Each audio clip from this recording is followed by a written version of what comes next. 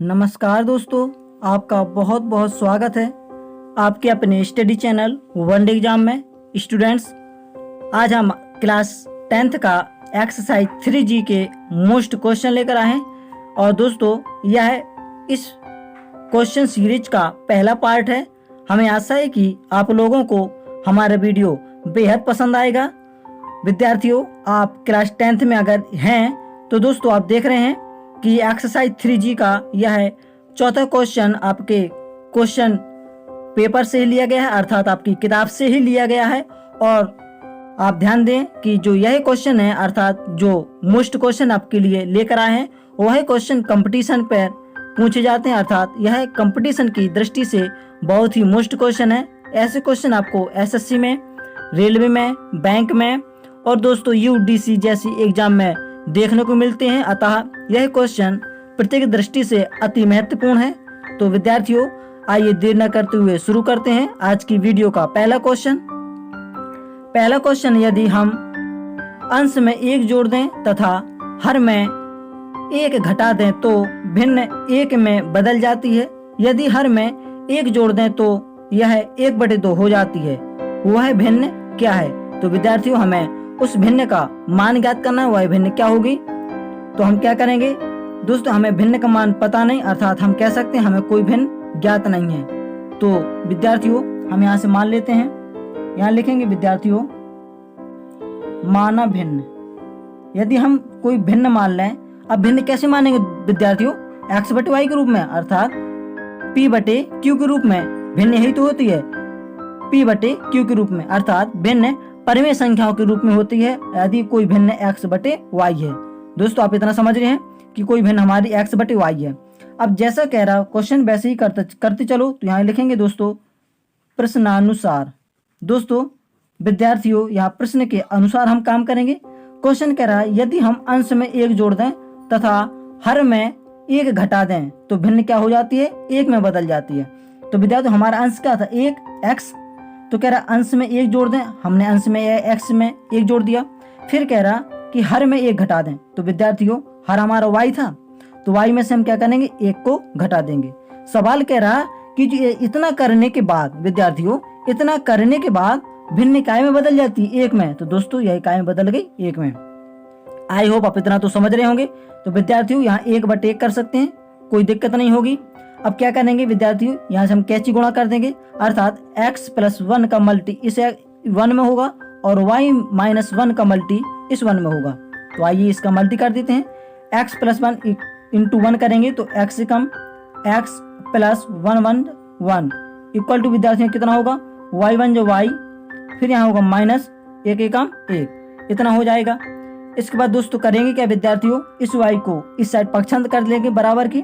तो यहाँ पे x होगा जो कहते हो, y यहाँ पे पॉजिटिव है, इक्वल के इस साइड लाएंगे तो विद्यार्थियों यहाँ माइनस को y हो जाएगा बराबर। दोस्तों यहाँ पे -1 जो कहते हो, और विद्यार्थियों आप यहाँ देख रहे हैं यहाँ पे +1 है, हम इक्वल के इस साइड लाएंगे तो विद्यार्थियों यहाँ -1 हो जाएगा। अर्थात हम कह सकते हैं कि x-1 इक्वल टू -2, इतना आ गया। अब इतना करने के बाद फिर से सवाल देखेंगे। तो सवाल कह रहा यदि हर में 1 जोड़ दें तो यह 1/2 हो जाती है, अर्थात जो भिन्न हमारे दोस्त, भिन्न क्या हमारी x/y है। अब सवाल कह रहे यदि हर में 1 जोड़ दें, तो दोस्तों हमने हर में 1 जोड़ दिया। तो कह रहा हर में 1 जोड़ दें तो यह 1/2 के बराबर हो जाती है, अर्थात 1/2 हो जाती है। तो 1/2 के बराबर हो गई विद्यार्थियों। अब ये यहाँ क्या करेंगे, हम कैची गुणा कर देंगे। तो विद्यार्थियों 2 × x होगा, तो यहाँ पे कितना होगा? 2x होगा, इक्वल हो जाएगा y+1 का मल्टी 1 में होगा, तो यहाँ से y+1 जो कहते हो। अब यहाँ क्या करेंगे हम विद्यार्थी, इस y को इक्वल के इस साइड का एक पक्षांतर करेंगे तो यहाँ पे क्या होगा? 2x, यहाँ पे दोस्तों -y हो गया, इक्वल टू 1। तो विद्यार्थी यह आपका दूसरा इक्वेशन है। आप यहाँ पे दूसरे इक्वेशन देख रहे हैं, यहाँ पे पहला इक्वेशन देख रहे हैं। अब विद्यार्थी यहाँ करेंगे क्या, यहाँ पे हम लिखेंगे समीकरण 1 व 2 से। तो विद्यार्थियों समीकरण 1 और 2 को सॉल्व करेंगे तो हम यहाँ से हमारा पहला equation x - y equal to -2 और दूसरा इक्वेशन हमारा 2x - y बराबर 1। हम दोनों इक्वेशन को यहाँ पे लिख लेंगे विद्यार्थियों। तो यहाँ पे लिखेंगे, तो यहाँ से दोस्तों यहाँ पे लिख दे, यहाँ पे लिखेंगे तो यहाँ से हमारा पहले इक्वेशन ये लिखा है इसी के नीचे लिख रहे दूसरी इक्वेशन, यहाँ पे 2x हो गया और यहाँ पे -y बराबर विद्यार्थियों 1 है। अब यहाँ पे देखिए विद्यार्थियों, यह -y है, यहाँ -y के क्या करेंगे, यहाँ पे क्या करेंगे, घटाने पे। तो हम यहाँ पे लिखें घटाने पर। तो विद्यार्थियों घटाने पर तो यह चिन्ह बदल माइनस हो जाएगा, यह माइनस का तो यहाँ पे प्लस हो जाएगा, यहाँ पे प्लस है तो यहाँ पे विद्यार्थियों माइनस हो जाएगा। आप देख रहे हैं ये है माइनस का y और दोस्तों ये है प्लस का y, आपस में कैंसिल हो जाएगा। अब विद्यार्थियों x से प्लस का और 2x से माइनस का, तो यहाँ पे विद्यार्थियों माइनस का x बचा बराबर, यहाँ पे -2 है और यहाँ पे -1, तो विद्यार्थियों यहाँ से माइनस का 3 हो गया, 2 और 1 3 माइनस का, माइनस से माइनस कैंसिल हो गया, तो यहाँ से x बराबर 3 प्राप्त हो गया। विद्यार्थियों x का मान कितना प्राप्त हो गया, 3। अब हम कह सकते हैं x का मान विद्यार्थियों आप समीकरण 1 में रख दें या समीकरण 2 में, तो यहाँ पे लिखेंगे समीकरण 1 में रखने पर विद्यार्थियों x का मान क्या करेंगे, समीकरण नंबर 1 में रखने पर। तो आइए विद्यार्थियों इसको समीकरण 1 में रख दें। एक क्या है हमारा समीकरण, x - y बराबर -2, x - y बराबर -2। विद्यार्थियों x का मान यहाँ पे कितना है, 3, तो यहाँ पे 3 लिख देंगे, -y ज्यों करता हूँ बराबर -2 ज्यों करता हूँ। आप देख रहे हैं यहाँ पे -y ज्यों करता हूँ बराबर ज्यों करता हूँ, -2 ज्यों करता हूँ। यहाँ पे 3 दोस्तों काय में है प्लस में, बराबर की साइड ले जाएंगे तो यहाँ पे 3 हो जाएगा माइनस का। तो विद्यार्थी यहाँ पे माइनस का y बराबर माइनस के यहाँ पे 5 हो गए, यह माइनस इस माइनस से क्या हो गया, कैंसिल हो गया दोस्तों, यह माइनस इस माइनस से कैंसिल हो गया। तो दोस्तों यहाँ से हमें y बराबर क्या प्राप्त हो गया, 5 प्राप्त हो गया। हमें x की वैल्यू प्राप्त हो गई यहाँ से और y की वैल्यू यहाँ से प्राप्त हो गई। अब सवाल क्या कह रहा है, वह भिन्न क्या है। तो विद्यार्थियों हमने वह भिन्न क्या मानी थी, मान भिन्न क्या मानी थी, x माइनस x बटे y, अर्थात यहाँ से हम x का मान कितना है 3, तो x का मान 3 लिख देंगे बटे y का मान कितना है विद्यार्थियों यहाँ से 5, तो y का मान यहाँ पे 5 लिख देंगे। तो दोस्तों विद्यार्थियों यहाँ से हमें x बटे y अर्थात भिन्न प्राप्त हो गई 3/5। आई होप आपको यह क्वेश्चन काफी इजी तरीके से विद्यार्थियों समझ में आ गया होगा। अगर आपको यह क्वेश्चन अर्थात हमारे वीडियो का पहला क्वेश्चन समझ में आ गया तो विद्यार्थियों आप इसको जरूर लाइक करें। हमारे चैनल वन डे एग्जाम आपके लिए सब्सक्राइब के लायक है, तो इसको देर न करते हुए सब्सक्राइब जरूर कर दें। कमेंट कर जरूर बताएं कि हमारा फर्स्ट क्वेश्चन आप लोगों को कैसा लगा। और विद्यार्थियों यहाँ से आपके लिए अदर क्वेश्चन है, दूसरे क्वेश्चन आप अपनी एक्सरसाइज का 3G का चौथा क्वेश्चन देख रहे थे, बहुत ही मुश्किल क्वेश्चन है और यह एग्जाम की दृष्टि से अर्थात SSC, CGL, CHSL, 10+2, bank, clerk जैसे ढेर सारे एग्जाम में ऐसे क्वेश्चन हमेशा पूछने को मिलते हैं, अर्थात ऐसे क्वेश्चन एग्जाम में मिलते हैं। तो यहाँ से हम आपके लिए दूसरा क्वेश्चन लेकर आए हैं। विद्यार्थियों यहाँ से आपके लिए सेकंड क्वेश्चन है।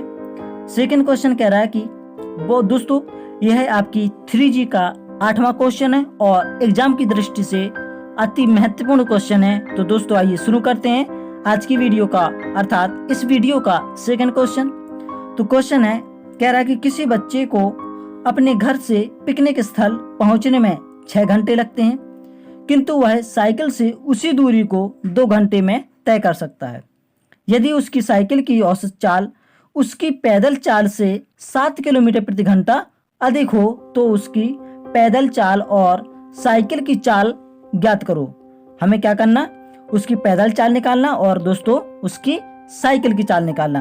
तो आइए शुरू करते हैं। मोस्ट क्वेश्चन है विद्यार्थियों, अति महत्वपूर्ण क्वेश्चन है। कह रहा है कि किसी बच्चे को अपने घर से पिकनिक की दूरी, दोस्तों हमें पता नहीं दूरी कितनी उसको तय करना है, तो यहाँ पे क्या लिखेंगे, माना कुल दूरी। विद्यार्थियों हमें दूरी तो पता नहीं, तो यहाँ पे लिख लेते हैं कुल दूरी इक्वल टू क्या है, x किलोमीटर।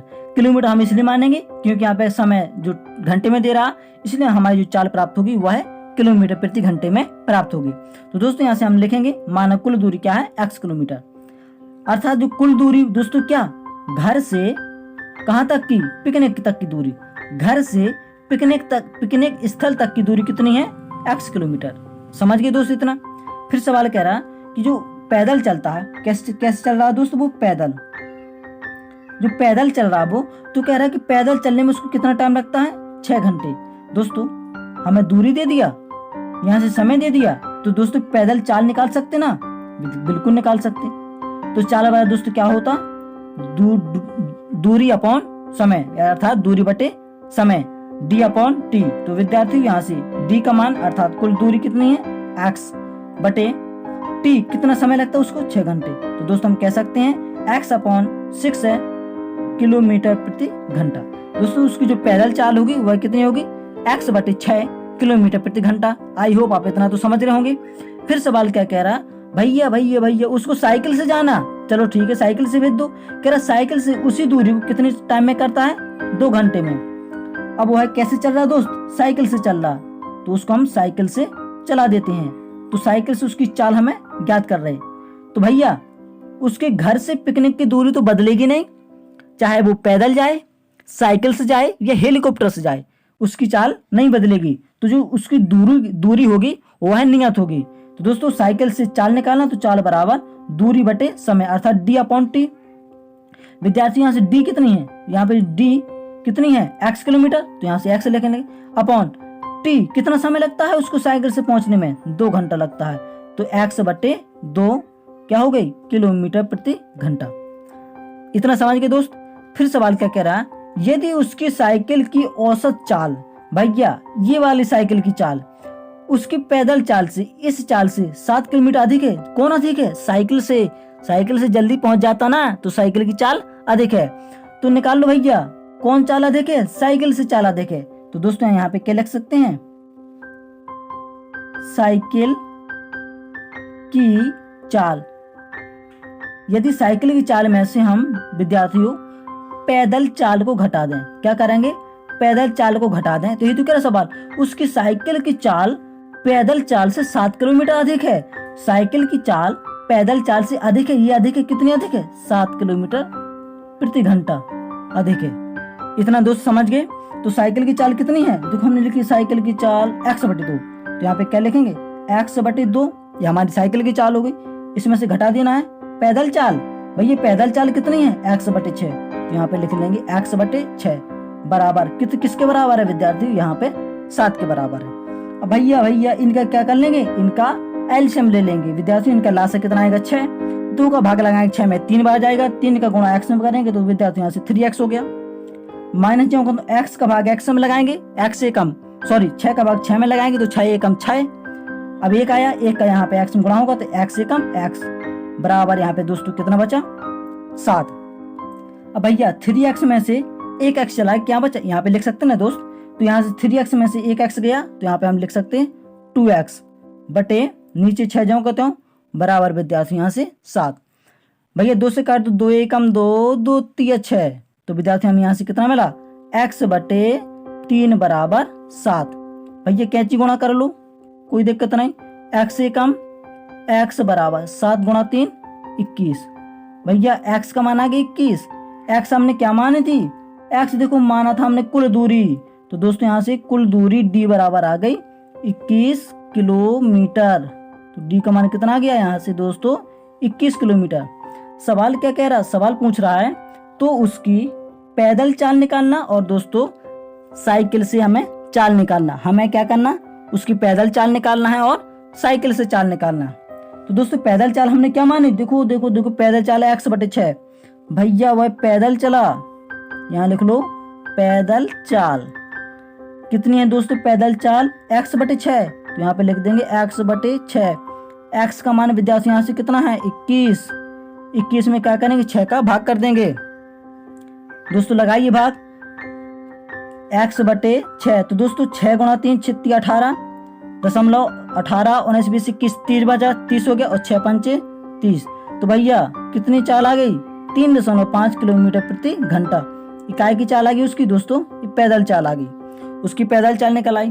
फिर सवाल क्या कह रहा, उसकी क्या निकालना, साइकिल से चाल, तो यहाँ पे लिख सकते हैं, थोड़ा ऊपर कर लें, ये हो गया। अब सवाल कह रहा है उसकी साइकिल से चाल निकालना, तो यहाँ पे हम लिखेंगे साइकिल से चाल, ये साइकिल की चाल।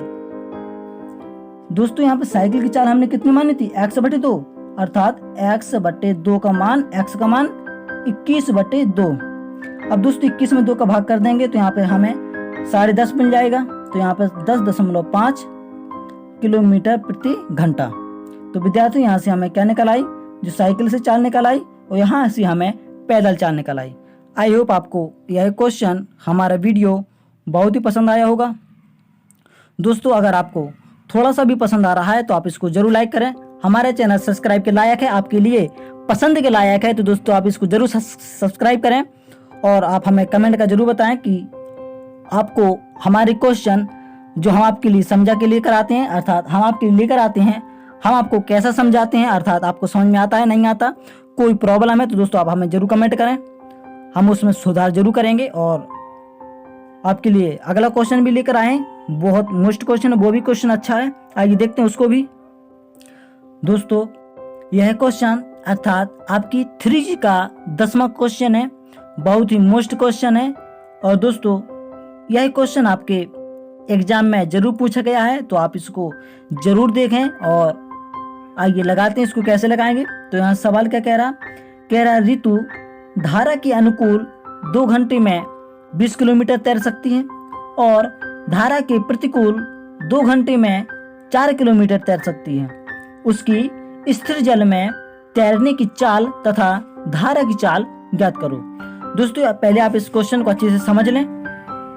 कह रहा है कि धारा बह रही, मतलब धारा है और हमें एक तैरने वाला है, कौन है, ऋतु को तैरना है, तो वह कैसे तैर रही है।